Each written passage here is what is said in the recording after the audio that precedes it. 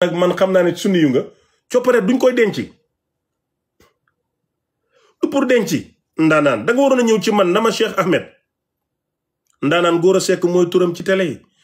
Gora Seck la tudd yow da nga ma waroon a laaj na ma sëñ bi comme yow yaa fi nekk nan leen mën a def ak lu ñuy def dinaa la jàngal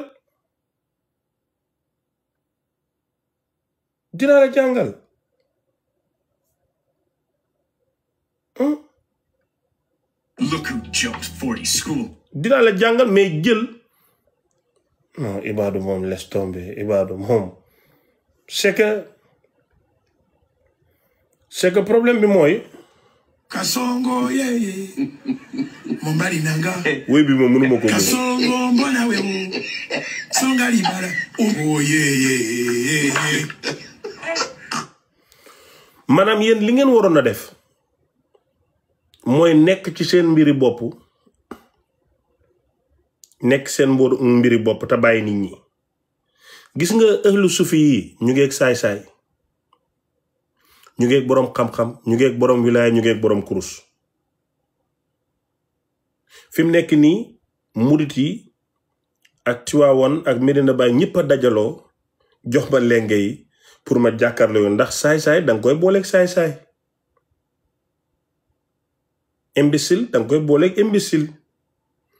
mais nag bu ngeen bëggee jàmm ma wàcc leen da ngeen di bàyyi mag ñi man awma ak yéen benn problème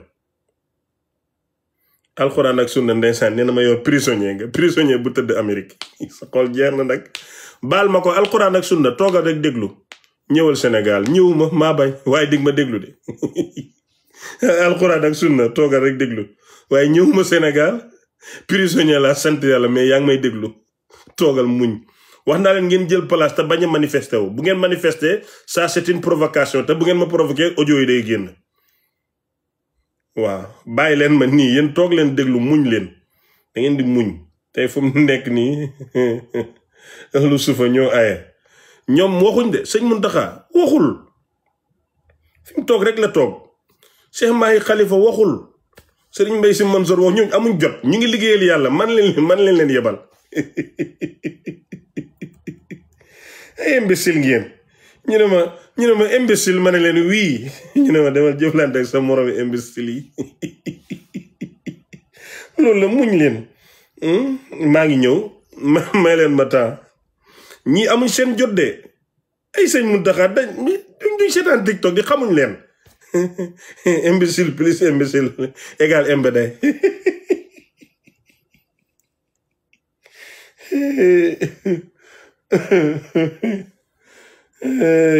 mu ne ko imbécile plus imbécile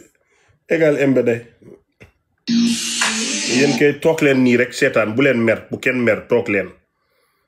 toog leen nii rek ngeen xaar ma ñëw ci yéen ndànk-ndànk amu leen benn droit mer waaw waru leen a mer de bu leen mer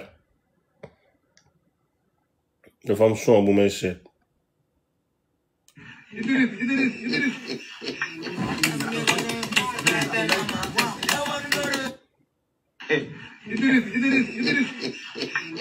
son bi laa doon seet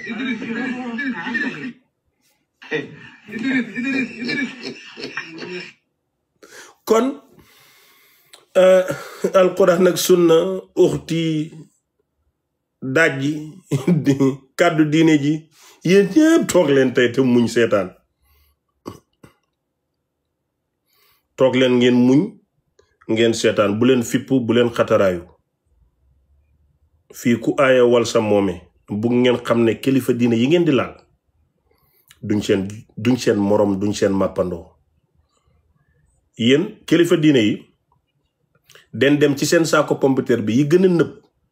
ñu génnee ci kenn ne ko kaay demal nga wax ak ñi mooy man maa gën a nëb ci tarixa yépp maa ci gën a bon man maa ci gën a yées maa ci gën a dellu ginnaaw man leen yebalal parce que ñoom dañoo occupé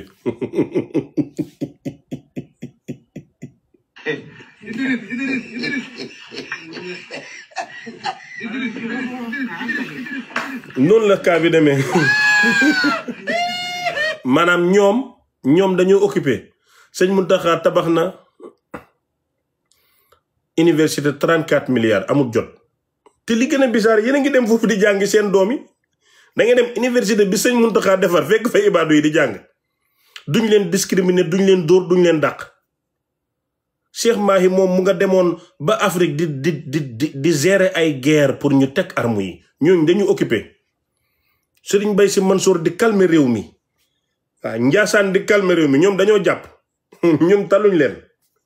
dañoo xool rek ñu ne waaw ñun kan lañu yónni ci ibaadu yi ñu ne am na benn imbécile bu nekk Amérique neen ko jël rek ñu ne ma acca demal rek ma ñëw rek amatu leen jàmm. Man baaxuma de ñu baax ñi ñu ngi fa bàyyi leen gor yi ngeen di yàq bàyyi leen nit ñu baax ñi ngeen di yàq loolu du leen jëriñ. kon suba yéen ñi nekk Sénégal génneel sa demande bi nga dugalaat ko.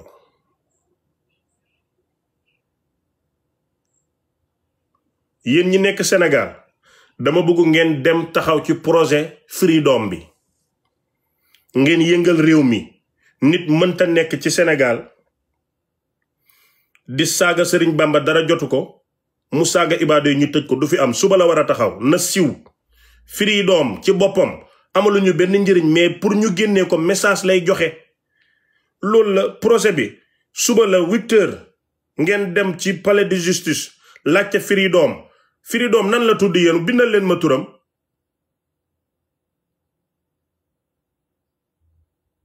Freedom nan la tudd.